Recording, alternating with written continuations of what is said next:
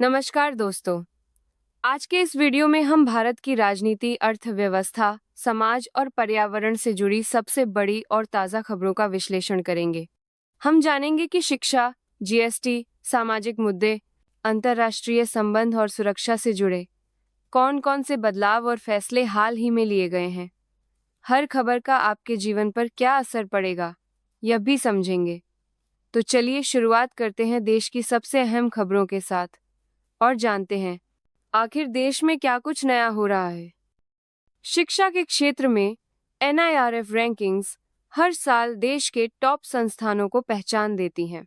इस बार भी आईआईटी मद्रास ने लगातार 7वीं बार ओवरऑल टॉप पोजीशन हासिल की है और 10वीं बार बेस्ट इंजीनियरिंग कॉलेज बना है। आईआईएससी बेंगलुरु ने यूनिवर्सिटी और रिसर्च संस्थानों में अपना दबदबा कायम रखा है। एम अहमदाबाद और आइम्स दिल्ली ने भी अपने अपने क्षेत्रों में शीर्ष स्थान बरकरार रखा है। हालांकि इस बार रैंकिंग्स को लेकर पीयर परसेप्शन और रीजनल बायस जैसे मुद्दों पर सवाल उठे हैं। नर्व रैंकिंग्स के लिए कई मानदंड तय किए गए हैं, जैसे टीचिंग, लर्निंग, रिसोर्सेज, रिसर्च और प्रोफेशनल प्रैक्टिस, ग्रेजुएशन आउटकम्स और समावेशिता। इन मानदंडों के आधार पर ही संस्थानों को अंक दिए जाते हैं। इस बार शिक्षा मंत्री ने पीयर परसेप्शन के 10% वेटेज पर सवाल उठाया है, जिससे सरकारी संस्थानों के पिछड़ने की आशंका जताई गई है। राज्यों ने भी क्षेत्रीय पक्षपात का आरोप लगाया है। आईआईएससी बेंगलुरु ने लगातार 10वीं बार यूनिवर्सिटी कैटेगरी में टॉप किया है और 5वीं बार रिसर्च संस्थानों में भी अव्वल रहा है। आईआईएम अहमदाबाद 6ठी बार बेस्ट मैनेजमेंट संस्थान बना है। आईआईएमएस दिल्ली 8वीं बार टॉप मेडिकल संस्थान बना और पहली बार डेंटल कैटेगरी में भी नंबर 1 रहा। ये उपलब्धियां भारत के उच्च शिक्षा संस्थानों की गुणवत्ता को दर्शाती हैं।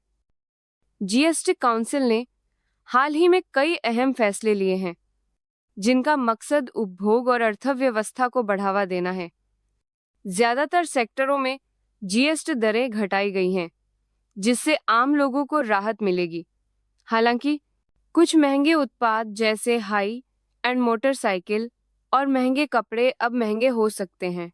सरकार ने मुआवजा उपकर खत्म करने का भी फैसला किया है, जिससे विपक्षी राज्यों में नाराजगी है। जीएसटी 2.0 में कई सुधार किए गए हैं, जैसे ड्यूटी इन्वर्जन हटाना और कागजी कार्रवाई आसान बनाना।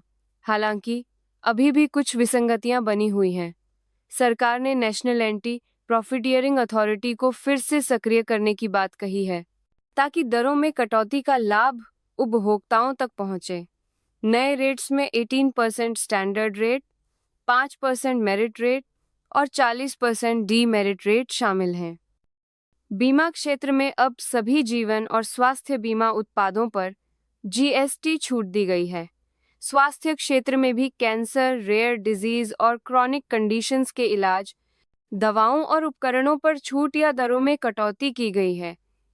इससे आम जनता को बड़ी राहत मिलेगी और स्वास्थ्य सेवाएं सस्ती होंगी। किसानों के लिए ट्रैक्टर, फार्म मशीनरी और ज़रूरी उपकरणों पर जीएसटी अब सिर्फ 5% लगेगा। फर्टिलाइजर और इनपुट्स जैसे सल्फ्यूरिक एसिड और अमोनिया की दरें भी 18% से घटाकर 5% कर दी गई हैं। हैंडीक्राफ्ट, मार्बल, ग्रेनाइट और लेदर गुड्स जैसे श्रम प्रधान क्षेत्रों में भी जीएस दरें कम की गई हैं, जिससे इन क्षेत्रों को बढ़ावा मिलेगा। Goods and services tax appellate tribunal GSTAT इस साल के अंत तक काम करना शुरू कर देगा। इससे व्यापारियों और कंपनियों को जीएस से जुड़े विवादों का समाधान जल्दी मिलेगा। सभी सुधार 22 सितंबर 2025 से लागू होंगे, जिससे कर प्रणाली और पारदर्शी बनेगी। कुकी, जो विद्रोही समूहों के साथ केंद्र और मणिपुर सरकार ने सस्पेंशन ऑफ ऑपरेशंस समझौते की शर्तों को फिर से तय किया है। अब कैडरों की वेरिफिकेशन और विदेशी नागरिकों की डीलिस्टिंग होगी। मणिपुर की क्षेत्रीय अखंडता को दोहराया गया है और विद्रोही कैंपों की संख्या घटाई गई है। सभी कैडरों की पूरी सूची तैयार की जाएगी और स्टाइपेंड सिर्फ आधार लिंक्ड बैंक खातों में मिलेगा। सुप्रीम कोर्ट ने केंद्र सरकार से सोशल मीडिया के लिए गाइडलाइंस बनाने को कहा है। कोर्ट ने माना कि सोशल मीडिया इन्फ्लुएंसर्स अक्सर फ्री स्पीच का व्यवसायीकरण करते हैं। अब नेशनल ब्रॉडकास्टर्स और डिजिटल एसोसिएशन के साथ मिलकर नए नियम बनाए जाएंगे ताकि व्यक्तिगत गरिमा की रक्षा हो सके। पर्यावरण मंत्रालय ने एक नई स्वतंत्र श्रेणी पर्यावरण ऑडिटर्स बनाने की मंजूरी दी है। ये ऑडिटर्स राज्य प्रदूषण नियंत्रण बोर्ड्स के काम को सपोर्ट करेंगे और पर्यावरण कानूनों के अनुपालन की जांच करेंगे। अब निजी मान्यता प्राप्त एजेंसियां भी पर्यावरण प्रभाव आकलन कर सकेंगी। 2025 से नए नियम लागू होंगे। पर्यावरण ऑडिट्स को अब ग्रीन क्रेडिट नियमों के अनुपालन के लिए भी इस्तेमाल किया जा सकेगा। इससे कंपनियों को पर्यावरणीय जिम्मेदारियों का पालन करने में आसानी होगी और सतत विकास को बढ़ावा मिलेगा। ऑटो सेक्टर में जीएसटी दरों के पुनर्गठन से एंट्री लेवल और मिड सेगमेंट कारों 14 लाख तक पर टैक्स में 13% तक की कमी आई है।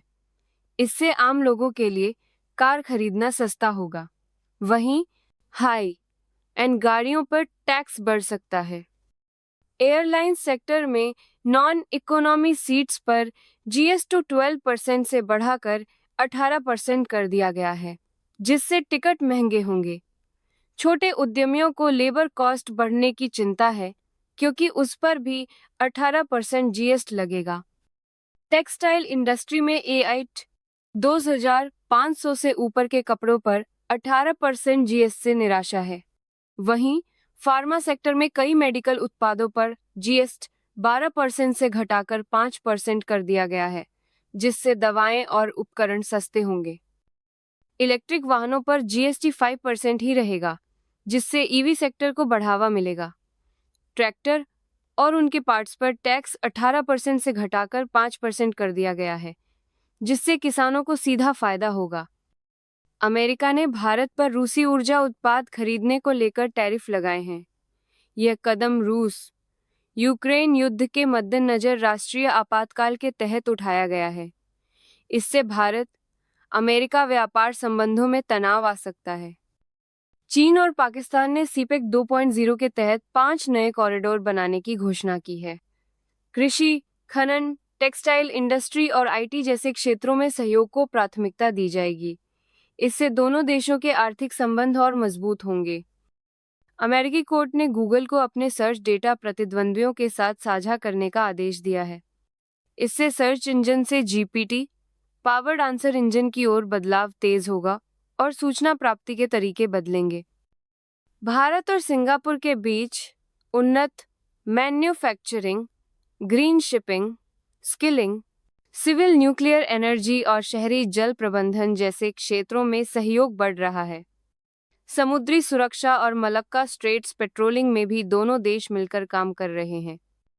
बीजिंग में हुई बातचीत में शी जिनपिंग और किम जोंग उन ने आपसी समर्थन और सहयोग बढ़ाने का संकल्प लिया है। चीन उत्तर कोरिया का सबसे बड़ा व्यापारिक साझेदार और मददगार है। सुप्रीम कोर्ट ने हिमालयी क्षेत्रों में अवैध रूप से पेड़ों की कटाई पर चिंता जताई है। इससे पर्यावरणीय असंतुलन और बाढ़ जैसी आपदाओं का खतरा बढ़ गया है। उत्तराखंड, हिमाचल प्रदेश, जम्मू, कश्मीर और पंजाब में हाल ही में बाढ़ ने भारी तबाही मचाई है। इससे हजारों लोग प्रभावित हुए हैं और राहत कार्य जारी हैं। भारत में करीब 6.3 करोड़ लोग यानी 6.3% आबादी गंभीर सुनने की समस्या से जूझ रही है। ये एक बड़ा सामाजिक और स्वास्थ्य मुद्दा बनता जा रहा है, जिस पर ध्यान देना जरूरी है। गट ब्रेन एक्सेस में बदलाव, जो अक्सर एंटीबायोटिक के अत्यधिक उपयोग से होता है, चिंता, डिप्रेशन और संज्ञानात्मक गिरावट का कारण बन सकता है। ओवर टाउन काउंटर दवाओं की उपलब्धता और जागरूकता की कमी से एंटीबायोटिक का दुरुपयोग बढ़ रहा है। भारत की क्रूड बर्थ रेट सीबीआर 2022 के 19 से घटकर 2023 में 18.4 हो गई है। कुल प्रजनन दर TFR भी 2 साल बाद पहली बार 1.9 पर आ गई है। बिहार में सबसे ज्यादा CBR 25.8 और तमिलनाडु में सबसे कम 12 है। 18 राज्य और केंद्र शासित प्रदेशों में TFR रिप्लेसमेंट लेवल 2.1 से नीचे है। भारत चीन सीमा विवाद का इतिहास मांचू और ब्रिटिश साम्राज्य से जुड़ा है। अक्साई चिन पर चीन ने सड़क बनाई, जबकि भारत अरुणाचल प्रदेश पर मैकमोहन लाइन के आधार पर दावा करता है। 1962 का युद्ध भी इसी विवाद का परिणाम था। 1981 से सीमा वार्ता जारी है। दोस्तों, आज के वीडियो में हमने देश की राजनीति, अर्थव्यवस्था, समाज, पर्यावरण और सुरक्षा से जुड़े अहम मुद्दों को विस्तार से जाना। ये सभी खबरें हमारे देश और समाज के भविष्य को प्रभावित करती हैं। उम्मीद है आपको ये जानकारी उपयोगी लगी होगी। ऐसे ही और वीडियो के लिए चैनल को सब्सक्राइब करें और अपने विचार कमेंट में ज़रूर बताएं। धन्यवाद। आपका बहुत बहुत धन्यवाद कि आपने वीडियो को अंत तक देखा। देश, दुनिया की ताज़ा खबरों और विश्लेषण के लिए जुड़े रहें। आपके सुझाव और सवालों का हम स्वागत करते हैं। अगली बार फिर मिलेंगे एक नई जानकारी के साथ। जय हिंद।